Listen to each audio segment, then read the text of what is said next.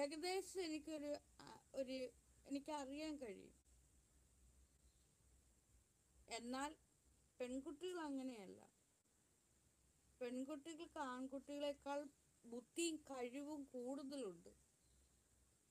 ഏറ്റവും കൂടുതൽ ബുദ്ധിയും കഴിവും രണ്ടു കൂട്ടർക്കും ഉണ്ടെങ്കിലും പെണ്ണിനാണ് കുറച്ചും കൂടി ബുദ്ധിയും കഴിവും, എന്തിനേറെ ഉത്തരവാദിത്വ ബോധം എല്ലാം ഉള്ളത് പെണ്ണിനാണ്. ആ ബുദ്ധിയും കഴിവും പെണ്ണിനാണെന്ന് മനസ്സിലാക്കിയെടുത്ത ആണിന് അവളെ അംഗീകരിക്കാൻ കഴിയുന്നില്ല. മനസ്സിലായോ? അവളെ അംഗീകരിക്കാൻ, അവളുടെ കഴിവിനെ അംഗീകരിച്ചു കൊടുക്കാൻ ആണിന് പറ്റുന്നില്ല. കാരണം അവൻ്റെ ഈഗോ, അവനെപ്പോഴും മുന്നിട്ട് നിൽക്കണമെന്നുള്ളൊരു ഭാവം.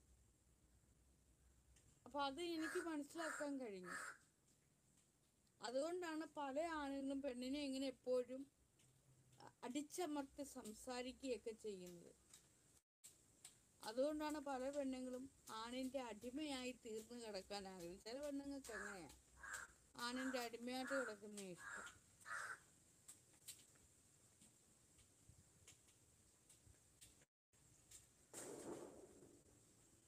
എന്നാൽ ചില പെണ്ണിന് ആ പെണ്ണിൻ്റെ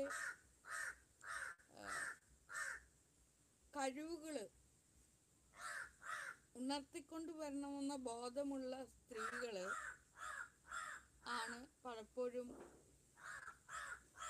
വിവാഹത്തെയൊക്കെ വേണ്ടെന്ന് വെച്ച് ഒറ്റയ്ക്ക് ജീവിക്കുന്നവർ. കാരണം ഒരു പുരുഷനോടൊപ്പം ജീവിക്കുകയാണെങ്കിൽ ആ പെണ്ണിൻ്റെ കഴിവുകളെ അവൻ നഷ്ടപ്പെടുത്തുമെന്നുള്ള ബോധം ഇന്നത്തെ കാലത്തെ പെൺകുട്ടികൾക്കുണ്ട്.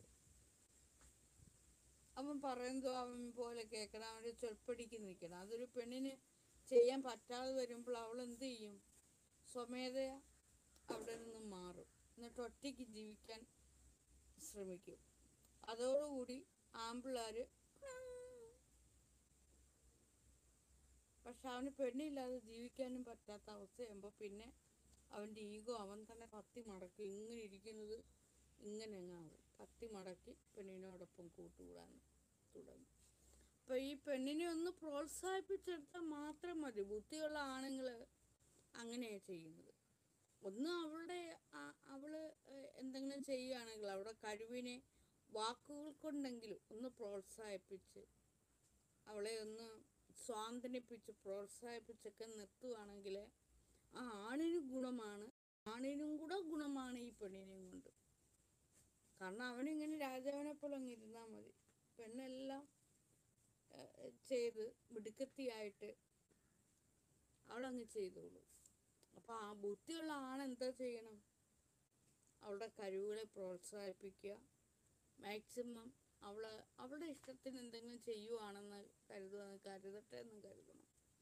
അപ്പോൾ ആണിനവിടെ തൻ്റെ ഈഗോയെ നിലനിർത്തിക്കൊണ്ട് പോകാം. ബുദ്ധിയുള്ള ആണങ്ങനെ ചെയ്യുന്നത്. ആൺപിള്ളേരോടൊക്കെ പറയാം, നിങ്ങൾ